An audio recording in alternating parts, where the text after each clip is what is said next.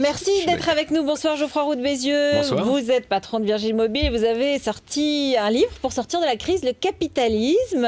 Dominique Paillet, président de l'Office d'immigration et d'intégration. Mais évidemment, l'intégration et l'immigration, c'est vraiment un des grands sujets au cœur des débats. Et depuis hier, le gouvernement revient sur cette idée de limiter l'immigration légale. Et Xavier Bertrand a même dit qu'il faut réduire la liste des métiers autorisant le recours à la main-d'œuvre étrangère en raison des difficultés de recrutement. En gros, on a trop de chômage, il ne faut plus embaucher et même permettre l'entrée d'immigrants étrangers, même de travailleurs. Ça a choqué Geoffroy Roux de Bézieux comme Laurence Parisot, n'est-ce pas ? Oui, d'abord, il faut dire que c'est un nombre assez faible. On débattait entre 20 et 30 000. Tous les mois, il y a entre 500 000 et 550 000 personnes qui entrent et qui sortent de Pôle emploi. Donc, le nombre de travailleurs immigrés qui rentrent en France, c'est négligeable au regard des besoins des entrepreneurs. Et il y a des métiers qui sont en tension, il y a des métiers que les Français ne veulent pas faire, il y a des métiers où les gens ne veulent pas se déplacer. Donc, il faut qu'on ait, pour créer de la richesse, la possibilité de recruter entre 20 et 30 000 personnes par an. Ça ne me semble pas un vrai problème pour l'intégration. Et c'est des gens qui vont être intégrés puisqu'ils ont un métier, par définition. C'est pas de la politique, c'est pas un peu de l'effet d'annonce quand même encore cette phrase ? Non, je ne pense pas qu'on puisse qualifier ça d'effet d'annonce. Ce qui est réel, c'est que depuis 5 à 10 ans, nous avons toujours le même nombre d'entrées d'immigrés professionnels sur le territoire, entre 25 et 30 000. Nous avons connu depuis quelque temps une crise économique dont nous ne sommes pas encore sortis. Et par ailleurs, on constate qu'il y a un peu plus de chômage chez les travailleurs immigrés en situation régulière que chez les travailleurs nationaux, entre guillemets. Par conséquent, qu'il y ait dans ces périodes de crise une volonté de diminuer un peu, et ça reste très peu, ce qu'a annoncé Claude Guéant, l'immigration régulière, ça n'est pas quelque chose de véritablement choquant, ça apparaît comme étant presque logique. Cela étant dit, encore une fois, ça n'est pas là que se situe le problème.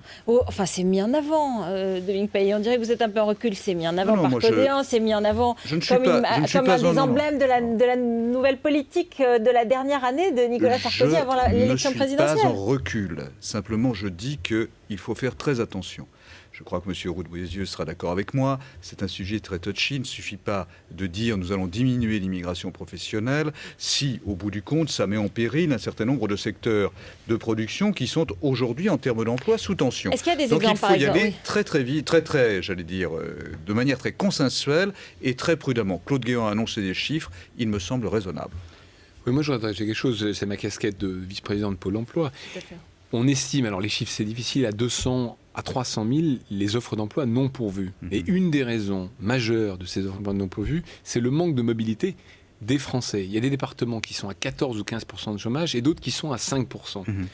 Donc, les 20 000 ou 30 000 dont on parle, honnêtement, c'est une quantité négligeable par rapport au vrai problème du chômage en France, qui est d'augmenter la mobilité interdépartementale ou géographique, puis la mobilité entre métiers. Parce qu'un des problèmes, c'est les gens qui doivent changer de métier, surtout quand ils ont 20, 30 ans d'expérience, qui ont du mal à se faire un nouveau métier. Et c'est là que sont les gisements d'emploi. Donc c'est ça qu'il faut pousser. Et je trouve un peu dommage qu'on donne un mauvais signal, parce que l'ouverture, d'une manière générale, c'est une source de richesse. Regardez les États-Unis, un pays qui fait beaucoup d'immigration et qui a moins de chômage que nous. Ça l'a d'ailleurs été d'une manière tout à fait incontestable au moment où nous avions une croissance remarquable entre les années 55-70. Et nous avons eu besoin d'énormément d'émigrés à ce moment-là pour soutenir cette croissance en termes de production nationale. Donc moi, je le répète, cette réduction peut s'entendre compte tenu de la conjoncture dans laquelle nous nous trouvons.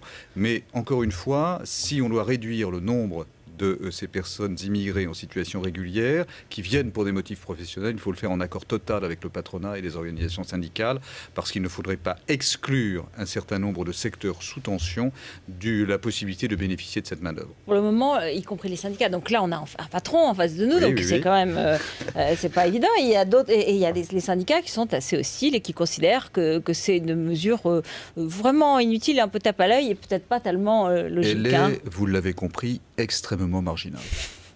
Voilà comment à l'intérieur même de la majorité, on dégonfle un peu une des annonces de ces dernières semaines. C'est noté, c'est noté. C'est noté par moi aussi. Par vous aussi, vous avez compris qu'il y avait quelques divergences et quelques différences, parce que Xavier Bertrand comme Claude Guéant, on en fait quand même un peu... Je vais vous citer un exemple sous le contrôle de M. Roux de Bézieux.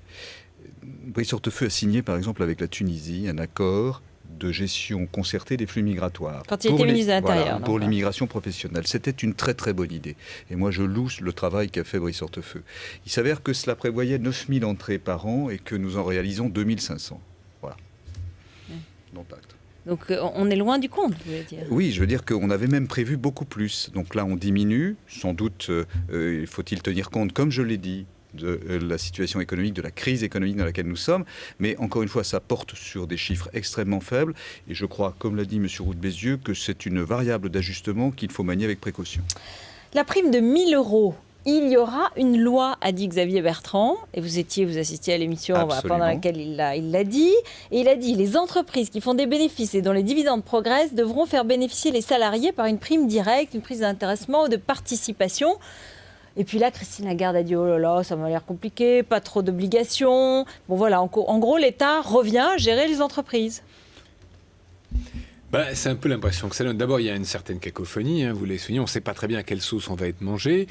Ensuite, on ne peut pas être insensible à cette demande de pouvoir d'achat après la crise. Et c'est vrai dans toutes les entreprises, les négociations de 2011 sont plus difficiles que les négociations de 2010 ou 2009, parce que tout le monde s'est serré la ceinture. Puis on a envie, salariés ont envie de gagner plus d'argent. Donc, les patrons ne sont pas autistes à ce niveau-là. Voilà, donc vous dites on comprend, et c'est normal, parce que c'est important que le gouvernement bien sûr, chez moi, on va augmenter les salaires plus en 2011 qu'on les a augmentés en 2010 et surtout en 2009. Maintenant, rajouter un dispositif dont on ne connaît pas les contours, alors qu'on a 2 outils formidables, qui sont l'intéressement et la participation, qui n'existent qu'en France, qu'on pourrait moderniser, et que le gouvernement, l'année dernière, a taxé, parce qu'il faut savoir qu'on a instauré un forfait, le gouvernement a instauré un forfait social qui a pris finalement un peu sur les salariés, un peu sur les employeurs, sur ce système d'intéressement de participation qui n'est pas autre chose que cette prime d'une manière ou d'une autre. Pourquoi est-ce qu'on ne modernise pas ça ? 1 000 €, c'est absurde. Pourquoi 1 000 € pour des petites entreprises, moyennes entreprises ? C'est tout le monde chose pas du 35, c'était l'argument des 35 heures. Puis il y a une dernière chose, c'est que nous, je prends un exemple, chez moi, on ne distribue pas de dividendes. Pourquoi ? Parce qu'on réinvestit tous les bénéfices dans l'entreprise. Donc, vous n'êtes pas concerné alors ? Oui, mais justement, mes salariés vont dire quoi ? Ils vont dire, attendez, le voisin, il gagne 1 000 € de plus, et pourquoi moi je ne les aurais pas ? Donc vous allez créer en plus une distorsion, j'allais dire une distorsion de concurrence, non, une distorsion entre les salariés. Puis dernier argument, en 2009, les dividendes, ils ont fortement baissé. Et il y a quand même une différence, c'est-à-dire que quand l'actionnaire il est prêt à trinquer quand les résultats ne sont pas là, donc les dividendes fait moins 40 ou moins 50, les salaires, heureusement, n'ont pas fait moins 40. Il y a quand même une différence de nature. Donc là, j'ai peur qu'on soit dans le, excusez-moi de dire ça, dans le concours Lépine préélectoral, où on a envie de répondre à la demande populaire. Et je comprends la réaction du politique. Mais par pitié, n'inventons pas des trucs alors qu'on a des systèmes qui marchent. Oui, je crois que l'intérêt de cette mesure, parce qu'il y a un intérêt, c'est d'abord de frapper l'opinion. Et elle consiste à dire qu'il ne peut pas y avoir d'augmentation dans la distribution des dividendes, c'est-à-dire d'augmentation de la rémunération du capital, si parallèlement il n'y a pas une augmentation de la rémunération du travail. Ça, c'est clair. Et l'État, à travers ce qui est proposé, s'engage à soutenir cette donne. Parce que, en fait, vraisemblablement, ce qu'il va advenir de cette proposition, c'est qu'il y aura sur ces primes distribuées des exonérations de charges sociales jusqu'à hauteur de 1 000 €. Cela ne veut pas dire que tout le monde ira à 1 000 €, puisqu'en fait, vraisemblablement, ça sera renvoyé dans l'entreprise aux négociations sociales avec les partenaires. Donc c'est l'État qui va payer, en fait. Je crois que l'État apporte son obol à la mise en place d'un principe qui est un principe qui me semble incontestablement social et sain, à savoir que la rémunération du capital ne doit pas se faire au détriment de celle du travail, mais que chacun, une petite nuance que chacun doit prendre sa part du progrès et des bénéfices. Une entreprise, c'est un tabouret à 3 pieds. Il y a les salariés, les actionnaires, les clients, et il faut que les 3 pieds soient équilibrés pour que ça tienne. Maintenant, c'est ce que je vous ai dit tout à l'heure. Quand les dividendes s'écroulent, ça a été le cas 2008, surtout 2009 en fait. En réalité 2008, ils étaient déjà prévus. On ne baisse pas les salaires. Donc que sur la longue durée, on essaie de trouver un équilibre dans ce trépied, oui. Mais qu'il y ait des mesures qui disent « Ah ben vous avez fait plus de 10% de dividendes, donc c'est plus de 10% sur la prime », on rentre dans une soviétisation du truc. Enfin, vous comprenez qu'il y ait un sentiment d'indignation, d'incompréhension, d'injustice devant certains chiffres, évidemment, devant certains gaps entre les salaires. Je vais dire du mal des médias, mais on dit, voilà, les 40 milliards du CAC 40, etc. On oublie de dire que quand ça a baissé, effectivement, il y avait moins de dividendes, Mais on n'a pas baissé les salaires. Elles ne sont pas de même nature. Enfin, quand même. le gouvernement joue là le rôle d'aiguillon pour les patrons. C'est pas mal, c'est important. Oui, enfin, je ne sais pas si c'est le rôle d'aiguillon qu'on souhaite au gouvernement. On souhaite un gouvernement qui nous permette d'entreprendre, de créer des richesses et de les partager. Vous savez, il y a eu un rapport qui s'appelle Cotis. On vous permet de les partager. Non, et vous on nous oriente incitez à les partager, même le mais ça partage. suppose- Ça me mais paraît extrêmement sain. Mais ça C'est le suppose rôle que de les la puissance entrepreneurs publique. naturellement ne partagent pas. Or, vous savez, quand non, on a des mais salariés... personne ne fait ce procès d'intention à on creuse quiconque. un petit peu quand même, on creuse un petit peu. Ce qui est certain, c'est que nous allons avoir cette année, plus que l'an passé sans doute, des distributions de dividendes, une augmentation des distributions de dividendes. Il ne faudrait pas que les salaires soient oubliés. Et donc, la mesure que le gouvernement veut mettre en place, et que je soutiens totalement si elle reste dans les purs que nous venons d'indiquer, c'est une mesure incitatrice à laquelle l'État prend même une part. En l'occurrence, pas l'État, mais les caisses sociales. Hein. D'accord, mais enfin vous savez comme moi que tout cela, c'est le contribuable et qu'au final, le contribuable, ou le salarié, si les je puis me contribuables permettre. sont C'est ceux les qui mêmes financent qui prennent en l'État. charge Oui, ça. c'est les mêmes, Merci c'est les mêmes. beaucoup. Merci à tous les deux. Merci d'être venus sur le plateau de BFM TV. Le 20h de Thomas Soto dans un instant. Il va bien sûr revenir sur la mort de ce petit garçon de 3 ans qui est tombé du 6e étage à Ivry-sur-Seine. Sa mère a été interpellée.